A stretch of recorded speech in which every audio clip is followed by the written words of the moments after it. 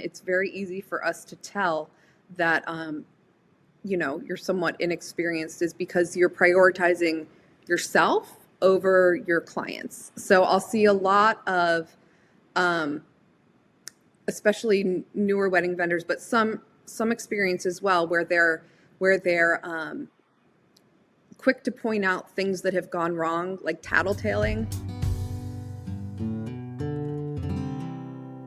Hey everybody, this is Eddie Babbage, founder CEO of Timeline Genius, your host here of the Wedding Industry Insider Podcast, and I'm back with another very cool, exciting interview. I'm here with Kate Deer. Kate is based in Frederick, Maryland. She's the CEO of Fetwell, a company that turns historic buildings into wedding venues. Kate, I know you're doing really cool things. I was so anxious to just hit record on this interview. Thank you for being here and taking time to do this with me today. You're welcome. Thank you so much for having me. This is going to be great. Absolutely. Um, so the first thing I do, Kate, and I'll just kind of tee things up. I want people to know, definitely stick around. I've been doing this, as I mentioned in our pre-interview, for years, and I just get this like spidey sense that lets me know when I've got a good interview. I can tell you've got a keen business mind. You're doing unique and interesting things, and Thank people are going to learn. We're going to talk about, among other things, I think you have a very interesting vantage point for observing different planners and for being able to see in an almost like objective scientific way, like who are the great planners and what makes them great. We're going to get into that. We're going to talk about marketing and wherever else this conversation goes. But before we do, can you just give your background, like just an overview of kind of how you got to be where you currently are in the industry? Yeah. Well, Eddie, that is a beautiful introduction. And this is going to be a very long and winding story. So I will try and condense it down so people aren't, tuning out with my whole life story. It basically boils down to this. Former journalist starts a family, diagnosed with cancer during pregnancy, Oh my gosh. reevaluates entire life, decides I don't want to work 60 hours a week overnight on a morning show, right? I don't want Mm, to get up at 2 a.m. I want to be up with my babies at 2 a.m. when they are mm. hungry. I don't want to be up, putting on my makeup and going to the news desk. So that's what I was doing. Totally made me want to reevaluate what I was doing with my life. Um, and I decided that I was always around people as a journalist on the worst day of their lives. And I wanted to be around people on the best day of their lives. And that's kind of when I naturally segued into weddings. I actually Mm, went back to school as a stay-at-home mom, and got my MBA from Carnegie Mellon. So I really wanted to learn the business side of things, right? And I knew I wanted to start a business for myself. I didn't want to work for anybody else. I wanted to be my own boss. And I think a lot of people in this industry, it's an industry of small business owners, which is incredible and actually very rare. It's kind of a rare ecosystem that we're all working in, where most people aren't large corporations. They're all really small independent business owners. So I knew that I wanted to use my business background to open my own business so that I could control my schedule. I could control, when I work, how much I work. And I ended up getting into the venue side of things because I don't know if I had the energy to be a planner because you all mm. work so hard. You guys spend so many hours doing so many things. And I was like, I want to be able to do larger transactions and fewer of them. Mhm, So that's what kind of led me into the venue world. mhm, I got my first space. I spent $10,000 leasing it. I negotiated a great deal with my landlord where I prorated paid renovations back over the course of my lease. So my startup cost was $10,000 for my first venue, and it was a success. It was a hit. It still exists today. I'm coming up on my 10-year anniversary, so it's wow. been over a decade that I haven't had to work for anybody else or request a sick day or a vacation day. And so yeah, now that's kind of where I'm at. I opened my first venue in 2016. And then from there, I now have 4 locations, 2 of which I run with my team in Maryland. And then I also began franchising so that I can teach other people how to start their own venues, really, with my kind of unique and streamlined business model that's been so successful for me. So I have two additional locations in Georgia as well. I think that answers your question. It It kind of went on does. a long and windy, No, like I Oprah love it. moment. No, I love it. So I am not going to let the origin story here go unexplored. Okay, Um, and if anything gets too personal, like let me know. But fine. the life moment of, I just saw a quote and I was trying to find it while we were talking. I was like, nope, I better dial back in here. But it really got me. The quote was, "We only have one life, just one. Why aren't we running like at top speed toward our dreams?" And just tell me a little bit more about, again, to the extent you're comfortable, your experience with cancer and Yeah. how that really shaped the rest of the trajectory of the rest of your life. Yeah. So it's been, my son is almost 13, so it's been a few years. Hmm. So I'm good to talk about it for sure. But thank you for asking. That's very sensitive and sweet of you, Mr. Eddie Babbage. Uh, Essentially, I was 14 weeks pregnant. So I had just told everybody, right? 2 weeks before, I just told everybody, hey, I'm having my first baby. This is so great. And then I'm actually type 1 diabetic. So I was going to the endocrinologist a lot more, Hmm. often during my pregnancy. And she felt a lump on my thyroid and I got it checked and it was not good. And so then the rest of the pregnancy, I'm just sitting there like, hey, I'm growing a baby and a tumor. So this is great. And that was a lot psychologically, right? And I was expecting to go back to work in the journalism world, in media. Um, but I had, a solid 7 months to be able to kind of think about like, is this really what I want to go back to? Hmm. And I knew I wanted to be in control of my life. And being a journalist was my whole identity. It was, this is who I am. Oh, every time I went to a dinner party, every time I went anywhere, it was always like, oh, wow, tell me all about all this cool stuff you do. And that was, that's who I loved being. But I just took, one horrible phone call for me to be able to drop that. And suddenly I was like, you know what? None of that matters. Is it None of because you it. were looking ahead at when your kid was going to be in the world and you knew you weren't going to have enough time? Because Yep. I'm hearing almost two things. Like, on the one hand, you're like, I loved journalism, but if so, why quit? Was it I didn't have the freedom over my time and life is Yep. just some indefinite amount of time, but yet finite that we all have? Exactly. Like, It yeah, it made me realize how precious time is because, yeah, for obviously thyroid cancer, if you got to get a cancer, it's the one to choose. okay, It's not, it was not, seriously life threatening, but it's still, a serious health scare. And so, yeah. it was enough for me to say, hey, yeah, I need to be in control of my time. And so I don't want to be, I don't want to be just sitting here kind of doing the same thing at somebody else's, Yeah, yeah, direction. I yeah. don't want to be missing holidays. I was working holidays, because that's what you do. The Mm-hmm. news runs Yep, on Christmas. yep, It runs on, sure. and I was just thinking, am I going to have to miss Halloween because I'm working, on a broadcast and my kid is going out for their Halloween trick or treating? Like, no. And I wanted to know that I would never have to say no, because I was the boss. And so it was like a light switch. And from that moment on, it was real easy for me to be like, okay, so I know I'm not going back. Now what am I going to do? And that's where the whole rest of the snowball started. Kate, I just want to pause right there because I think you just touched on something that's like universal for me, for you, and everybody listening. We're coming at this entrepreneurial thing from different vantage points and paths. Like, if you're a wedding planner versus venue owner versus photographer, or in my case, software, tech entrepreneur.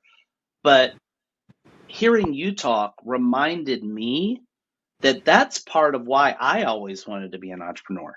And I'll bet that is a thread that binds all of us. And the reason I'm lifting it up Yeah, I mean, I always knew. I was like, at some point, I mean, I went to law school, but I was like, at some point, I'm going to be an entrepreneur because when I have kids, like I want to be able, all the things that you're saying. And I'll bet everybody listening pretty much right now, or the vast majority of people, like, that really resonates with them. And the reason I'm lifting it up is because I think sometimes we could take that for granted as entrepreneurs because we have that freedom of time all day, every day.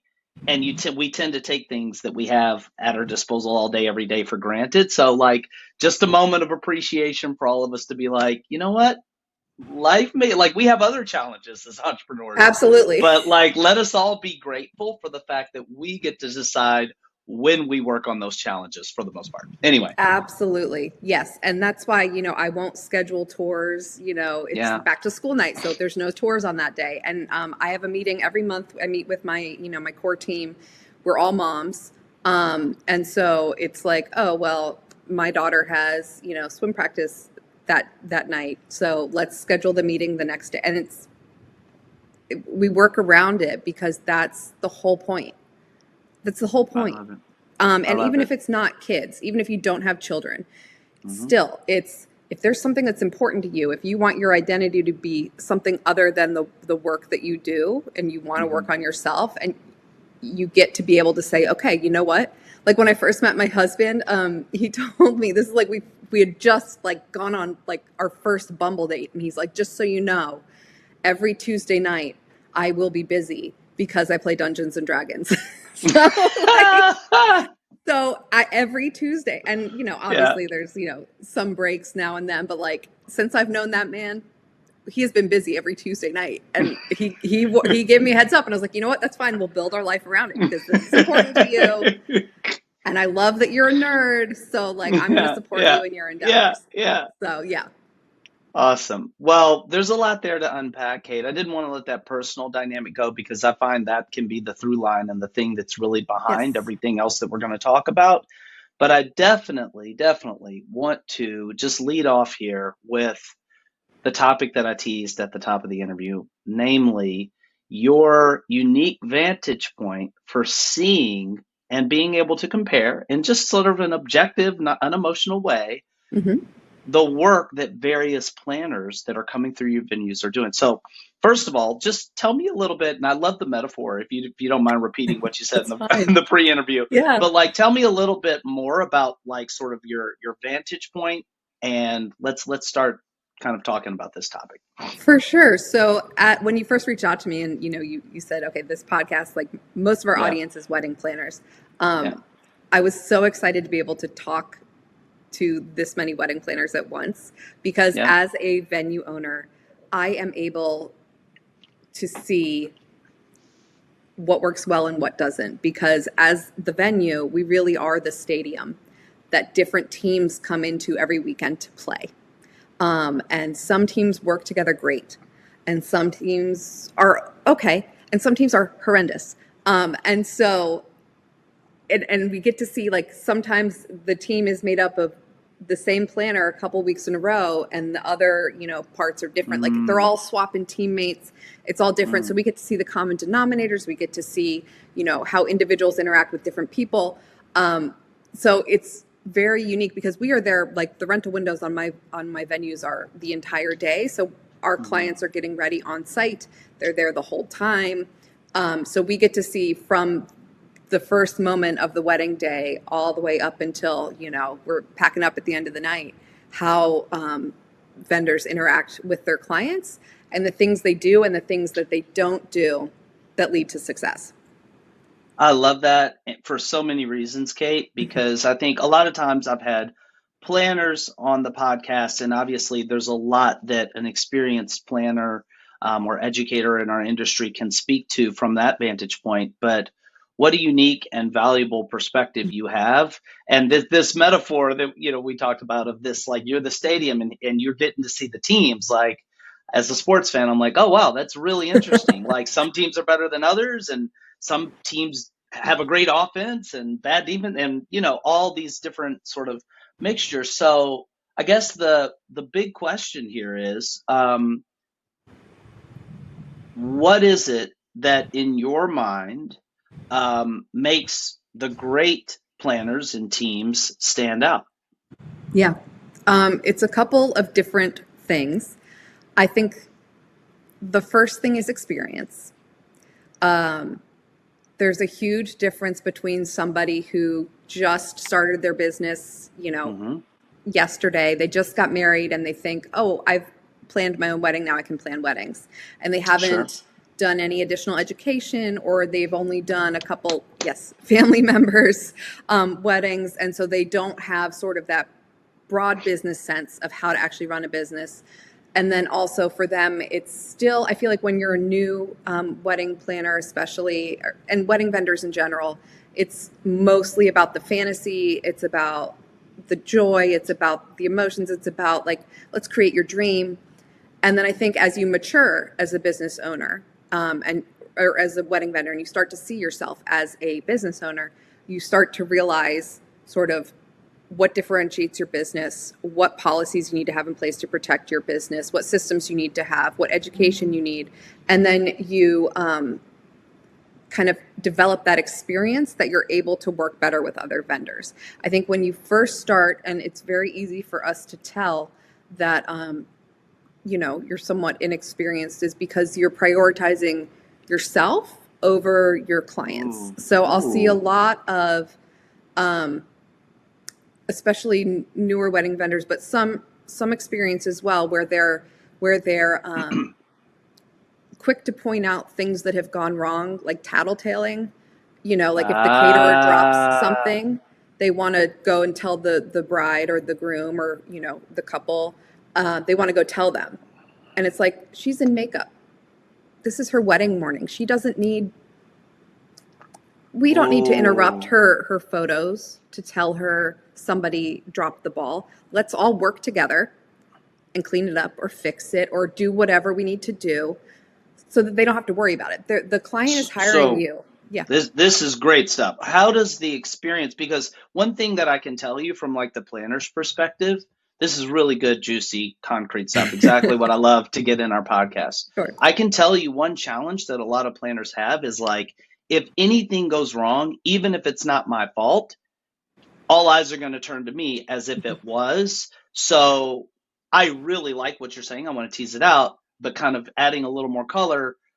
How do I then, as the planner, like, how do the good and experienced like planners handle this notion of like, okay, well, I don't want my reputation to get jacked because something else, like, how do they handle the whole thing? I totally get what you're saying about not Mhm. imposing on the bride at the moment. Yeah. So I think it's really the overall goal is to make sure that's what your clients are paying you for, is to be a part of their day, to make it so they don't have to worry about their day. So there are some things they don't need a play by play. They Right. need you to go work with the other vendors who are available to solution it. Yeah. Come to them with a solution. Don't come Yeah. with them to say, "Oh, I didn't make this mistake," or I. The whole point, we're all on the same team. Back to the Right. stadium metaphor, Right. and our Right. goal is the couple. Yes. That's our goal. And so, I, okay, this thing happened. I can't even think of an Right. example. Somebody. Oh, I get it. Yeah. we've had this happen. The somebody, I think it was a planner, was carrying in a seating chart, like a mirror, and dropped it, and it broke. Right. Okay. Okay. So what we're doing is we're like, okay, we will start peeling off the little vinyls. You run, like as the venue, we're like, we'll start Right. peeling off the little vinyls. You as the Mm-hmm. planner, you go run to Michael's, get a different mirror, Right. and we'll Right. help you stick these back on. Right.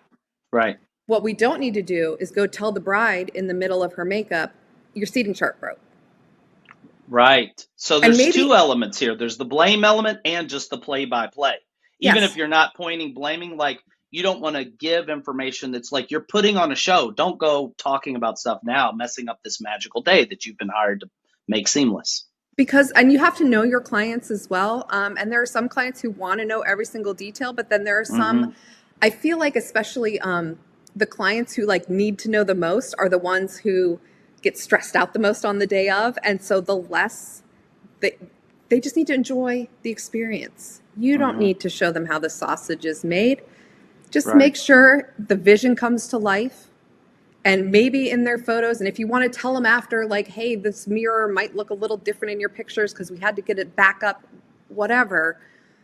But the focus, they're making a huge commitment. This is the day for them, and Right. they don't Right. need to pull that focus and go back into the planning that they've been stressed out about for the last year. On the day Right. of the wedding, it should be yours. The I love planners it. need, and the venue and all the vendors need to put that burden on themselves. All the stress of planning needs to be off of the client's shoulders on their wedding Mm. day. They don't need to know all of the little things because that's what they're paying you for you to Right. know them and for you to Right. fix them Right. on your own independently. Yeah. So, but I totally understand, like, if something happens and you don't want to be blamed or Sure. whatever, Sure. Yeah. um, Yeah. it's very common to want, to save your reputation and all that. But I think we need to think more about it as being a team, even though we are different businesses. The day of, you are there playing with that team, and your one goal is that couple, and it shouldn't matter. Oh, It should not be the focus. I feel like we got two really juicy points there. And the first is one, and you correct me if I'm wrong, if I kind of boil this down, and what we're Yeah. saying is you see that the great planners, the experienced planners, everybody's managing the inherent chaos of like a day that's never good. There's no do over. Things are Nope. always going to happen that can't be anticipated. Like everybody manages that. But what I'm hearing is the great planners who happen to be usually the experienced and educated, Yeah. planners are the ones that handle that chaos without letting it, they almost shield the couple from it and they handle it without, yeah, imposing on them because they're like, my whole job here is to serve up a beautiful stress free day. And the less experienced or educated planners are the ones that are not as, that they're not standing out as well in your eyes are the ones that like take that back and just kind of Yeah. create stress. But also this ego element of like, it's not about finger pointing, right? Like, like it's not about that. And maybe there are ways to back channel like after the fact to work things out and to like worry about your reputation, but not in the moment on this person's special day. Exactly. I Um, think as a business, or I think as a wedding vendor, we kind of can get so caught up in what's happening because this is our work. We're at work, right? And so when you're at work, you want to do the work things, and you want to, get everybody accountable and do all the things. And if something impedes your workflow, you want to make sure you're not in trouble for it. But it's like, this is their wedding day. It's not their work day. right. So do it later. Deal with it later. I can't tell you how many times I've seen, uh, you know, different vendors, go and tell a bride while she's getting ready that or right before she's about to walk down the aisle, that some piece of whatever broke. And it's like, they Right. don't care. This is Right. not the time. Right. And so know that it's not the Right. time. Right. It's also, I do see it a lot also on like walkthroughs because we're also there, when the vendors come in to do their walkthroughs, it's usually planners and caterers and things like that. And being able to handle those difficult family dynamics is something a true professional, a wedding planner that we would recommend, is able to do, is to navigate those, because especially those planning meetings leading up to the big day, they can be full of emotions, full of big thoughts, big feelings, big personalities. And the planners who stand out in our minds as the venue are the ones who are able to navigate those and really focus on the client, the people who are getting married. It's so tricky to navigate, and you almost become a therapist. But again, it's having that client first mentality is what really makes different wedding How vendors does stand that out. come out? Because it almost sounds like a natural slash magic thing that some people are just good at this and some people aren't. And I know sometimes things do kind of boil down to that, but I Yeah, think also what I'm hearing is like, again, like experience can like, but what are the actual things if we peel the onion back yeah. that the good planners are doing in those meetings that allows them to handle things more adroitly? Yeah, I think a lot of it, obviously you can be a natural at it or not, but I still think that's Right. where education comes in. If Yeah. you take courses that kind of help you deal with this kind of thing, or at least plan for it. Because I know, especially people who have like social anxiety or people who are just not naturally good at confrontation, that can be very challenging to navigate. But I think it's being able to, in the moment, take that step back and see the situation for what it is. You need to be able to see, okay, these two people are squabbling over some linen color, and the bride's over here about to absolutely just sob. So what are we doing right now? And there have been times like on our walkthroughs, especially like if their planner's newer, or they don't, some couples don't have a planner, they rely on catering to kind of do their timeline and everything, where we'll say, okay, let's all sit, because we're walking around, right? Let's all sit. Let's figure this out. It's about taking time and knowing when there needs to be a pause. Time will heal all, and especially in like a very tense situation, just knowing when to pause so that people can reset, or even say, you know what, Yes. this meeting right now is not productive, so why don't we reschedule? Yeah. Why don't we come Yeah. back at a time when everybody's had a minute? Because Yeah. I'm not going to let you, get this upset. Yeah. It's not productive. And we deal with so many people having just big emotions because it's a huge deal. Weddings are a huge Right. deal. Yes. So I think that is a skill that definitely sets the good from the great, the good apart from the great. That makes a lot of sense. Yeah, I always think of Pema Chodron. I was big into meditation, and she says, "We are the sky, and all these emotions are the clouds." If you just give it a minute, like the clouds can move through, and Yes. a new weather pattern can like settle in. But Yeah. I could see like that reset being really valuable. So you're not making momentous decisions about the big day of your life when Yes. your judgment is clouded with, especially negative emotions. Yep. Um, Really, really cool. So another sort of tactical question here, Kate, and I'll mention what we do for, most people listening here. And this isn't just a plug, though I guess it is a shameless plug, but Do also it. teeing up what we're talking about. So our company, Timeline Genius, we focus on letting planners create wedding day timelines very efficiently, professionally. So I'm just interested, as myself, just being a student of like timelines and workflows for creating them. Do you have any views? And if you don't, it's all good. But do you have any views on um, the timelines that you see from different planners and the collaborative process Mhm. of like working on and executing those timelines in terms of one planner or team standing out from the others? Yeah, for sure. I think that I have a unique perspective on this just because not only am I a venue owner, but also I'm a venue owner whose venues have a 16-hour rental window. So I'm Mm-hmm. not the norm, but a large part Okay. of why, I, as the founder of these venues, made sure I had a 16-hour rental window was because I've been a bride before and Mm-hmm. I've had to get married in a 6 or 8 hour rental window. And I've experienced that insane timeline crunch where you're like Mm-hmm. trying to do 7 things at once. My mom wasn't able to get her makeup done on our wedding day because she didn't have time because she was helping set Right. up stuff. So Right. honestly, that is part of the reason that I started the company with these Interesting. policies is because my mom couldn't get her makeup done because there was no time. So I think it's critical when choosing vendors to really, really find ones who are honest about how long things take them. Mm-hmm. Be honest about how long things take. Don't just tell your clients what they want to hear. Don't say, Mm-hmm. "Yeah, I can do setup in an hour," and you have this huge installation. It's not fair. It's not feasible. The clients are depending on you and your experience and your expertise to know how long things actually take. Because we'll book people for hourly events and they'll say, "Oh, it's plenty of time," and we'll say, I think you'll be rushed. And then we're the ones, who end up getting a bad review because they had a bad overall experience because they were rushed, because they didn't have that longer period of time, which is why we kind of are in the process of doing away with our hourly rentals because we just want everybody to have the same long experience.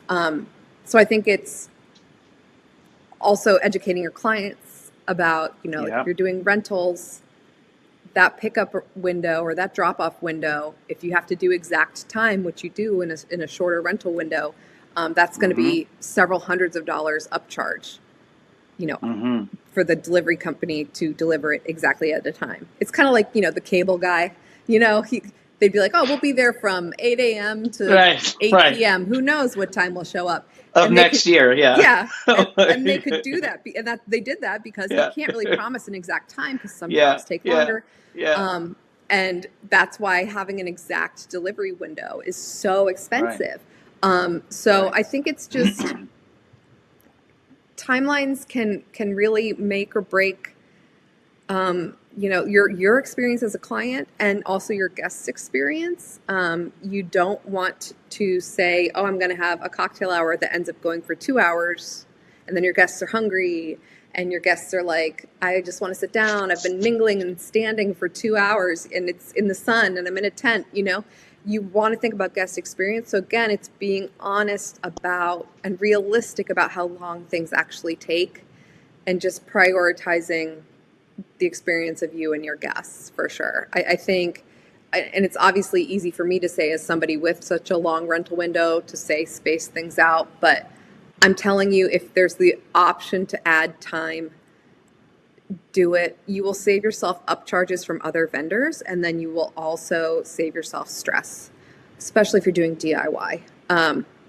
It's oh god, time is a very sensitive topic for me, Eddie.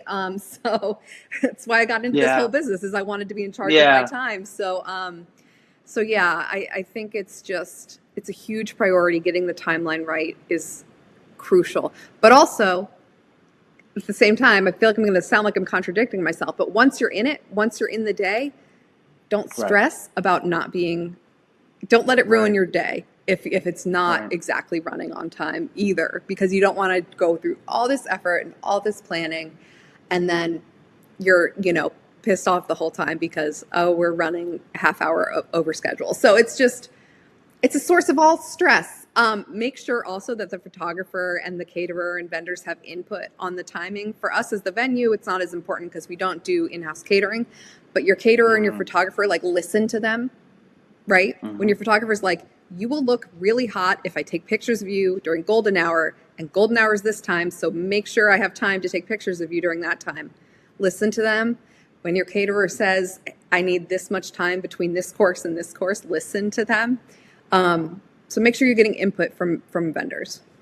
As a wedding planner, you know how important it is to create detailed wedding day timelines for your events. But creating your timelines can be a tedious and time-consuming job. Until now. Because Timeline Genius lets you create beautiful, detailed wedding day timelines with ease. And it keeps everything you need on the wedding day in one central place. Here's how it works. First, Timeline Genius saves all your clients, vendors, and venues in your Rolodex, so you don't lose time looking for their information. And when you're ready to create a new timeline, you simply enter the key information for your wedding. Click a button, and voila! Timeline Genius magically gives you a customized timeline for your event, where all the details are laid out and the times are calculated for you. From there, you can easily edit your timeline by adding or deleting items, inserting images, changing font styles, and customizing everything to your liking. You can also instantly shift the times for as many items as you want. And when it comes to your clients and vendors, Timeline Genius lets you give them the highest level of service. You can send them tailored timelines, showing only the items they're involved in. And you can collaborate by inviting them to a mobile-friendly, web-based version of the timeline. You can even set text message reminders to automatically go out on the wedding day. And once you've completed your perfect timeline, you can download it or email it out as a beautifully styled PDF. And that's Timeline Genius, a smart software that will help take your wedding planning to the next level. Start your free trial today. There's a lot there. I'm so glad I asked that question, Kate. The first thing I just want to piggyback on is I'm right there with you on just having a real value of time. I mean, I think, people say money. I think we tend to know oh my God, $500 is $500. I know what that means, but I think money we can lose and make back. Time, once it's gone, it's gone. There's a great quote by Ben Franklin. He said, if you love life, then don't squander time, for that's what life is made of. And I feel like that cuts right to it. The other reason I'm really glad that I asked is because this is a mantra that we preach, which is like, your timelines are critical. Like, this is, the room can be as pretty as you want it to be, but if hair and makeup gets off track and the mother of the bride doesn't get her hair and makeup done, or if people like are eating cold food, then that menu that you planned is not as great. Like, so like getting that to it's just great to hear, from somebody with your, again, unique vantage point, speak to the importance of time and the timeline in particular. Yeah. So Kate, just watching the time, fly here, I want to switch gears. We've already gotten a lot of, I think juicy sort of nuggets here from this question of what makes one planner or planner's team stand out. But I know that you have this really interesting entrepreneurial story. You've been successful at what you're doing. It's a unique path that you've been venturing out on and building out your business. And I want to unpack that a little bit. I also, in our pre-interview, was struck because you very confidently just talked about marketing. And I love that. I love it. Like, obviously nobody wants to see egotism, but I actually love to hear like confidence, because I think we all have a superpower. We all have things that we're good at, right? So, and you seem to enjoy and be good at marketing. So starting with your general sort of business path here, Kate, like, if you had to point to one factor that, first thing that comes to mind is the number one factor behind your success in your wedding industry business. I think my number one factor that has made me successful is being fun. No, I think my number one thing that has made me successful is I really started this business with the intention of solving a problem in an existing industry. I didn't go into it saying, hey, I really love weddings and yeah. You okay? Oh, that's so awesome. That's literally my thing. That is literally what, like, keep going. That's so cool. Go ahead. Yeah. Yeah. So, yeah, that's kind of the main thing I took away from business school, was the key to a successful business is solving a problem in an existing industry. So I'm not trying to create an industry.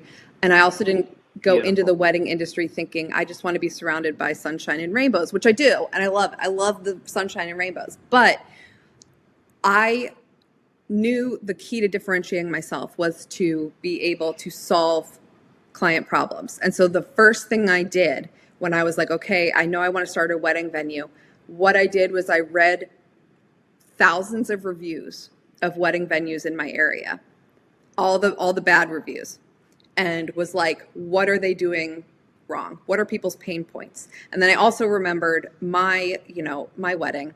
What were my pain points when I was planning that? What made that so difficult from a venue perspective?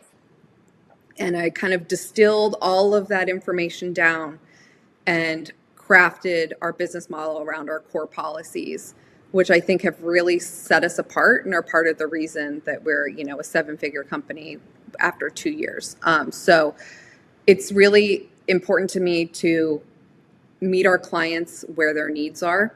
So I'm not just going in saying, hey, here's a beautiful venue. I'm going, hey, here's a beautiful venue. It's a historic property that I, saved and renovated and all of that. So that's a fun story. And it's timeless, but also our policies are going to save you money and stress throughout your entire process.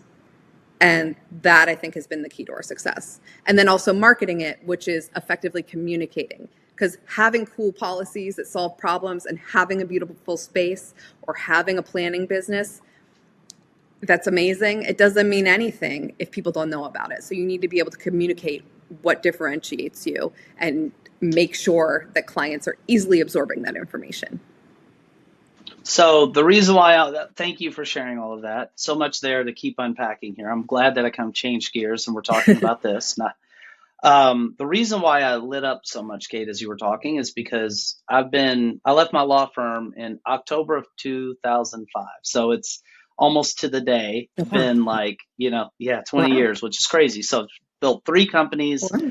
And I feel like in my whole entrepreneurial career, if I had to share the most important, profound, and impactful lesson, it would be what you just said. That, like, because a lot of people think, oh, I've got to have some amazing idea and all of that. Like, the way I started Timeline Genius is kind of a version of what you did. I just went talking to planners and I asked them open ended, what is the number one problem that you have? What's the most tedious, painful part of it? Like, and starting, and I think, Kate, there's something really beautiful. Again, like, I'm into meditation and I feel more spiritual at this age than ever before. I feel like there's something really just cosmically and spiritually beautiful about the idea that, like, it's about finding a way to serve others. And the more people you can serve Yes. and the greater the amount of help that you can give to each person, the more successful you'll be. It's almost like it's kind of that simple. Have you ever read MJ DeMarco's Millionaire Fastlane?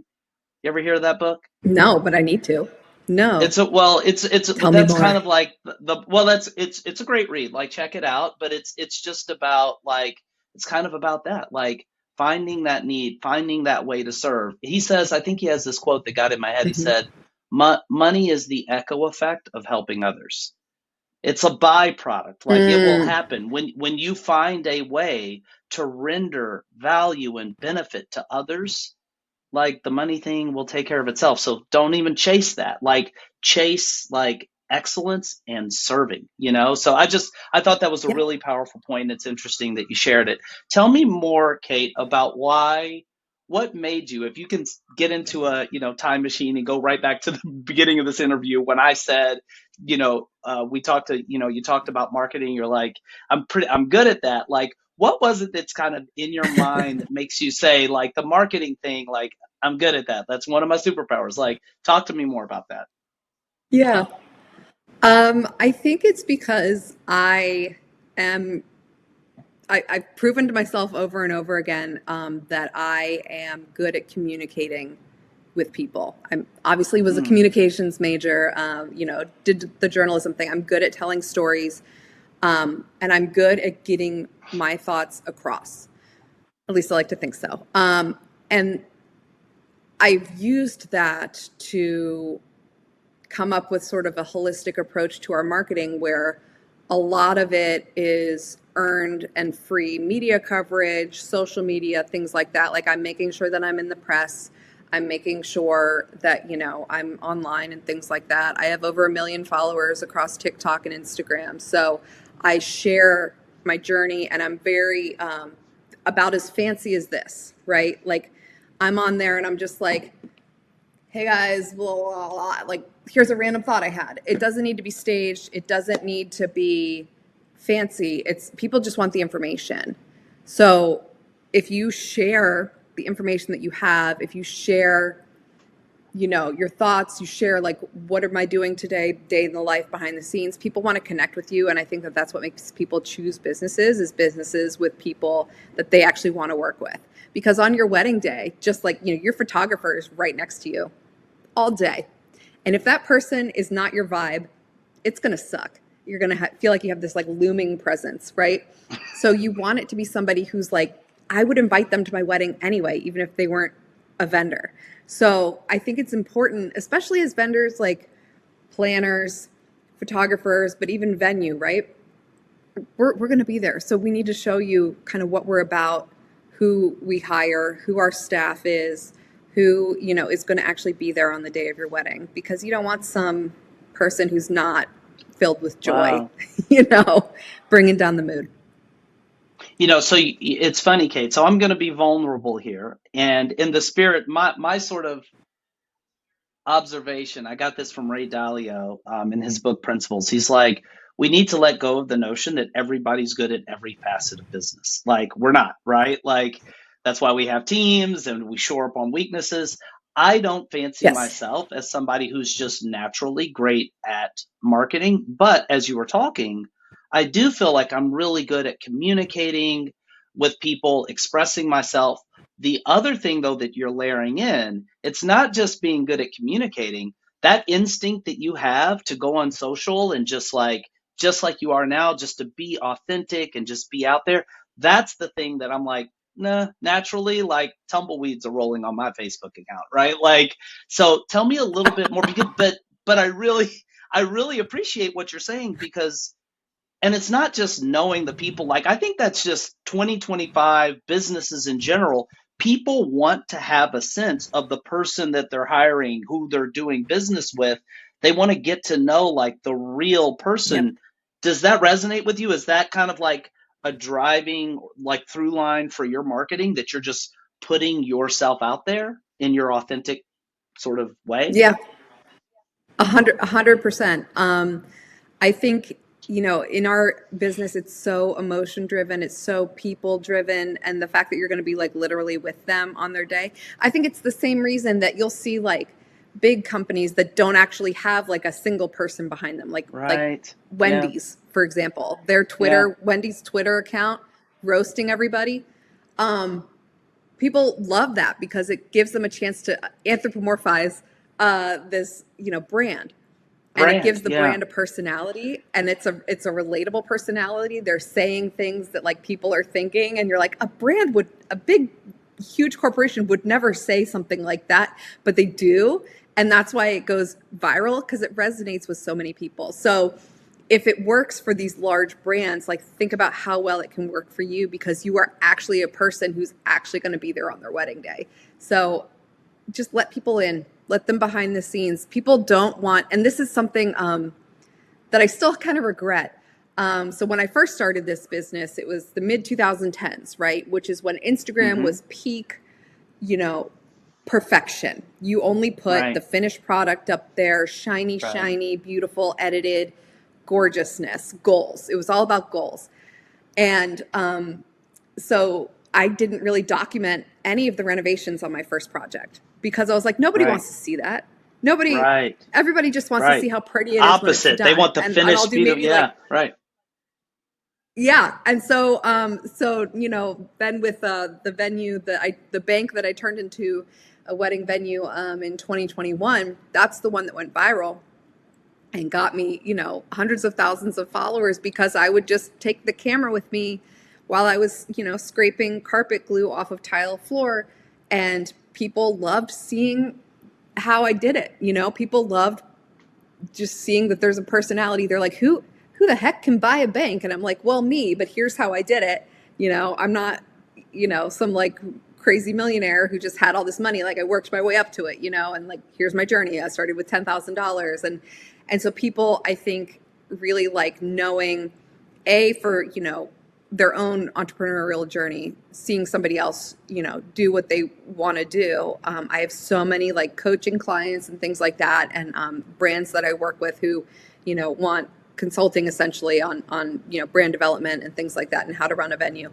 But then I also, get clients who will watch my behind the scenes venue stuff, people who want to book the venue for their day because they love seeing how much love was poured into the renovations, and they love seeing that the person behind this big brand is just, it's me. They love seeing there's a human aspect to it. And so especially in the wedding industry, when you're inviting vendors into the most personal day of your life, the most intimate day of your life, you want to know who they are. And I really think opening yourself up and not having the this video needs to be perfect, but having the attitude of, I need to share. This is a FaceTime call with my best friend, and let me tell you about my day, girl. That's what people want. That's really cool, Kate. Like, very insightful. I think that's profound. Like, I think, because I mean, look, it's not new, this notion of like, be authentic, like, we're all an unrepeatable, only going to happen once as far as we know Yep. person. It's never going to, like, never before, never again. And strut your uniqueness, right? Because nobody else can compete with you on being you. So put that out there. Like, we've heard that message, and that in and of itself is profound.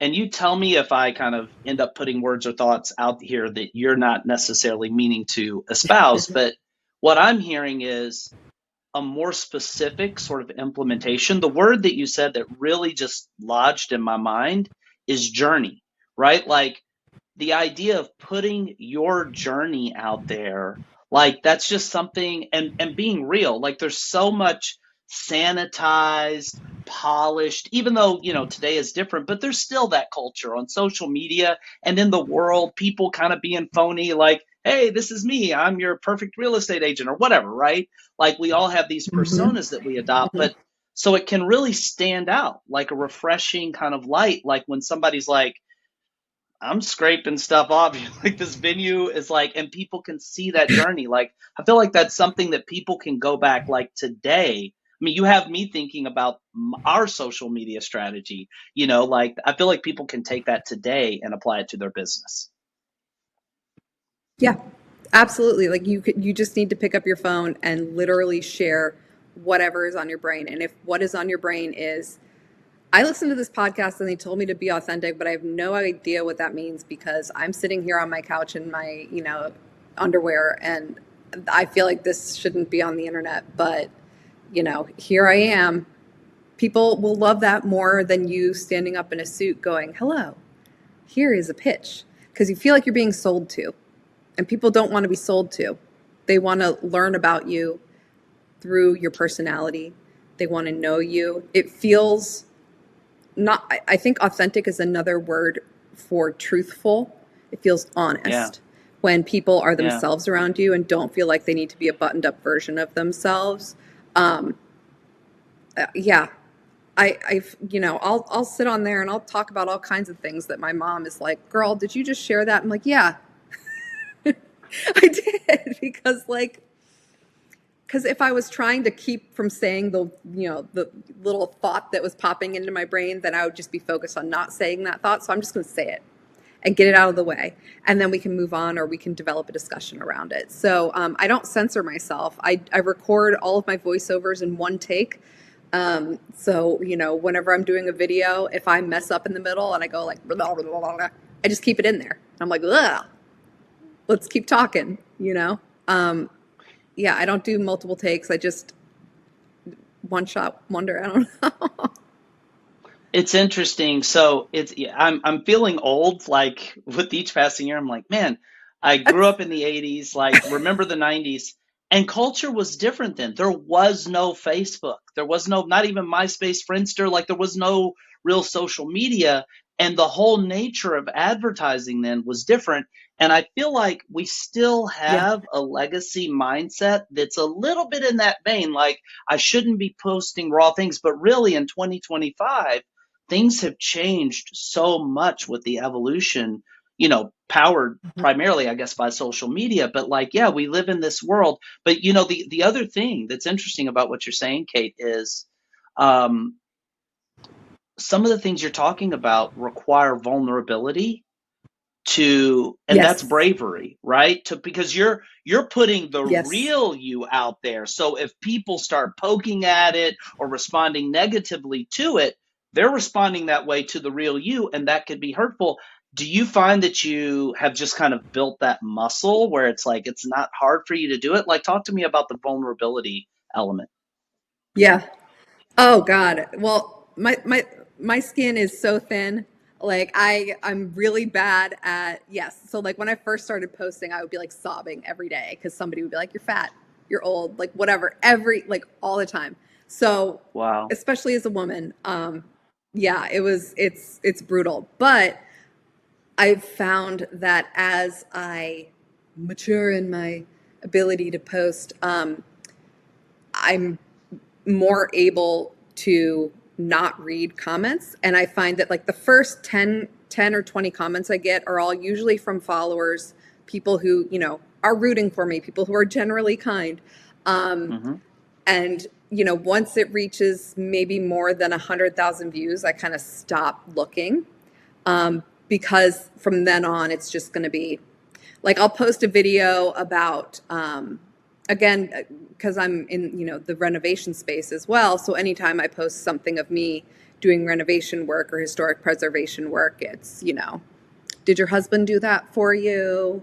Mm. Your blonde lady doesn't know the difference between bronze and brass, stuff like that. So just you never, it's kind of like, I'm type 1 diabetic, right? And so people always used to say like, oh, well, you're used to needles, so they don't hurt. It's like, no, they still hurt. I'm more used to the idea of them. So I don't know if that means I don't think my skin's any thicker than it was when I started the social media journey, a few years ago. I think it's just I'm expecting it, and so I'm more able to turn it off. I'm more able to not look, because before I'd be like, I need to read every comment. I need to see what people are saying. And now it's just like, okay, just give me the engagement. I get paid for engagement. Just keep it coming. Yep. Give me, I get like 10 cents every time you comment. That's fine. It's funny. Have you ever heard of David Goggins in the book Can't Hurt Me? He's kind of like a I've heard of David motivational Goggins. speaker. Yeah. Okay. Yeah. Yeah. So I'm rereading this book for like the 100th time with my 11-year-old son. I find his story so inspiring. But as a child, he was like abused, and he goes from this like abused child on a one-way path to nowhere to being this like accomplished Navy SEAL, ultra marathon, runner, all of this stuff.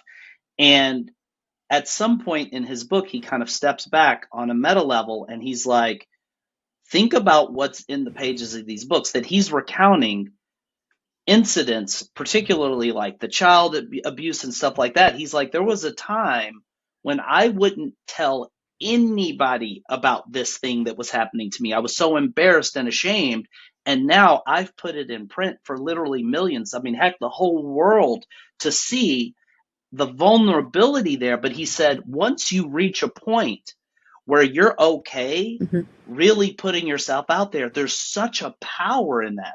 Because you're like, I don't give a damn what people think. Like, this is me. I'm here. If you like me, cool, let's rock. If you don't, keep it moving and say what our haters gonna hate. People are always talking smack about him online.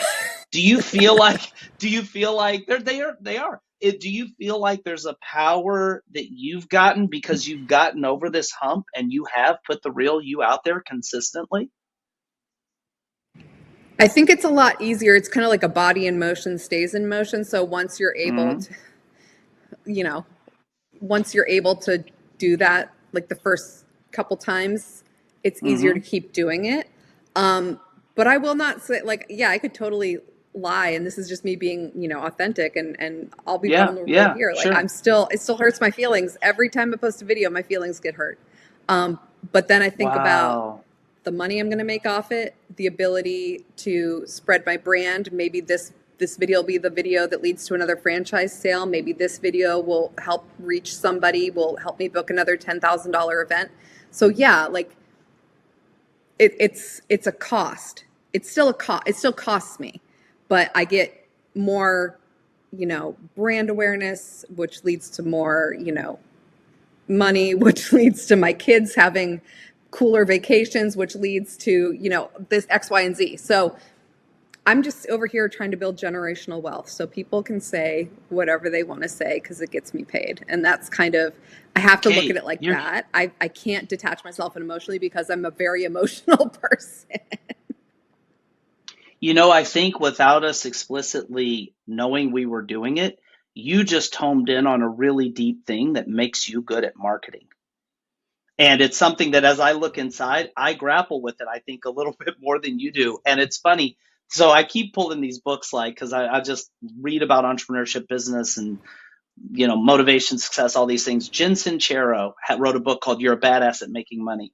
And she says, people ask me, she's made her millions, and it's a whole sort of self-made, beautiful book, by the way, really, really cool. I suggest anybody listening, especially our female entrepreneurs, which a lot of people are, check it out. But she says people think about like, what does it take to make a lot of money? And of course they think, hard work, all of this stuff, intelligence and experience. She's like, the thing that jumps out to me is the willingness to be uncomfortable, putting yourself out there. Yep. And that's what you're doing. And I'll tell you, when I look inside, a lot of times I'm like, it's a little easier to just I don't want to overstate the point. Obviously, I've had to do marketing to get this business to where it is. But what I hear with you is an explicit commitment to like, I'm putting myself out there, and it does hurt still when people, though ideally it shouldn't, but like, what a really interesting Yeah. thing that you captured there. Yeah. I think Interesting. you hit the nail on the head. Yeah, for sure. It's the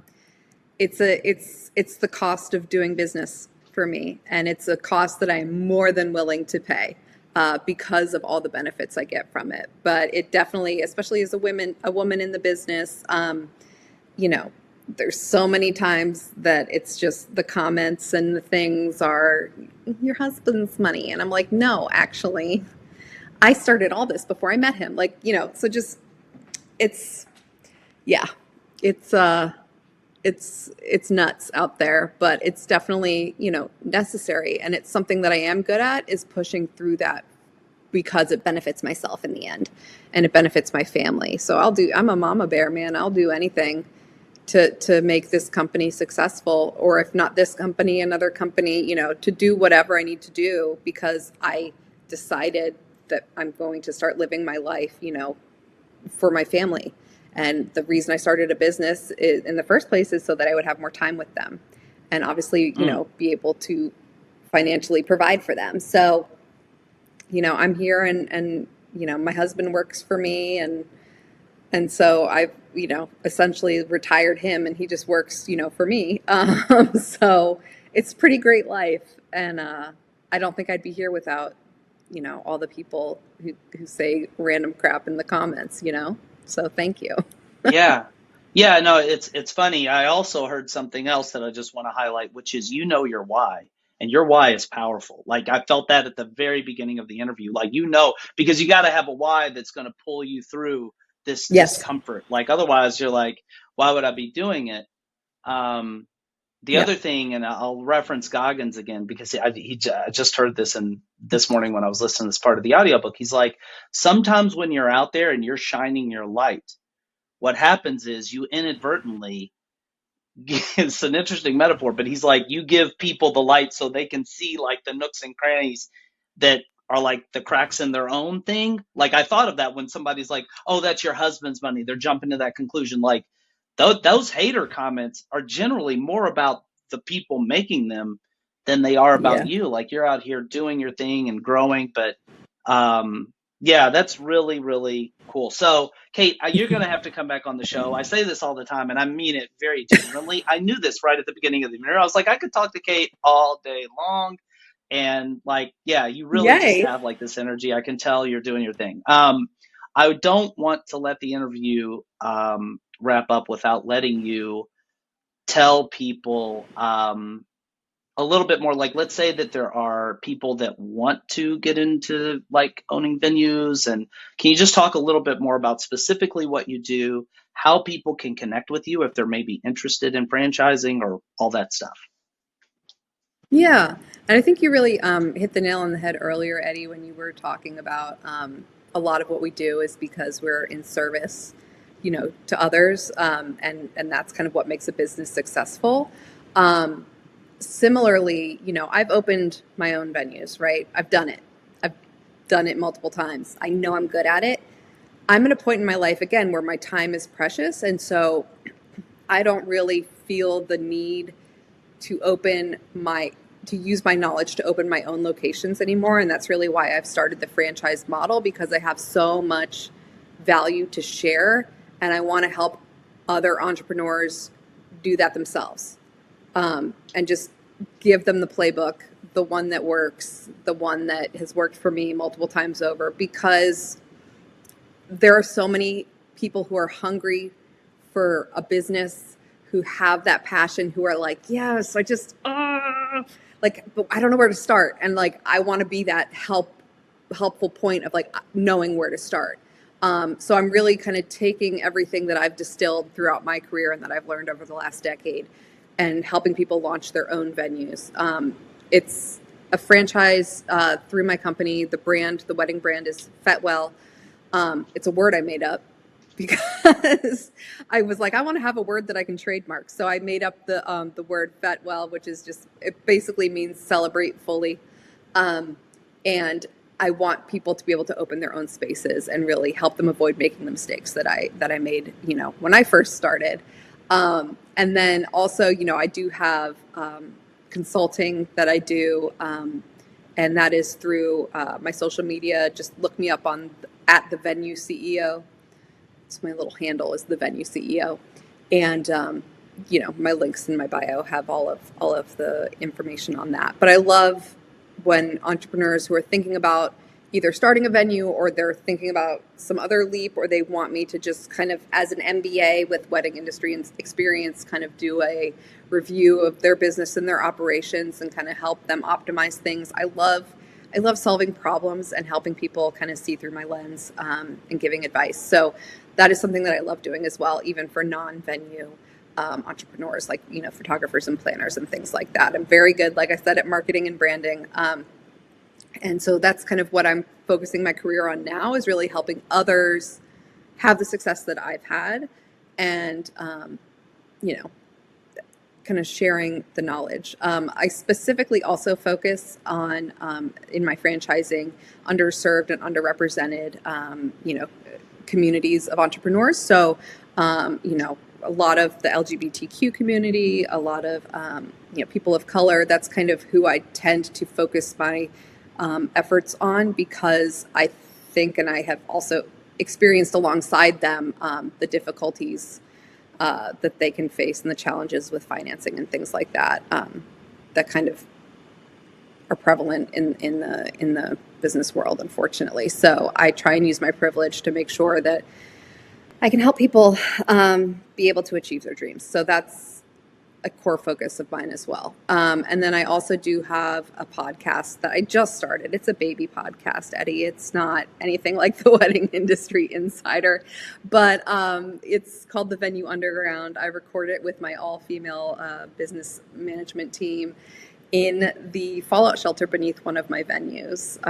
It's in the basement, and as an entrepreneur, I hate space that doesn't have any return on investment. So I'm making the space get to work, and I turned it into a podcast studio. So we record out of a fallout shelter that I redecorated, and we talk all things behind the scenes as a wedding venue, what we see. We recap wedding weekends, we review wedding food, we talk about the good, the bad, the ugly, and it's a really good time.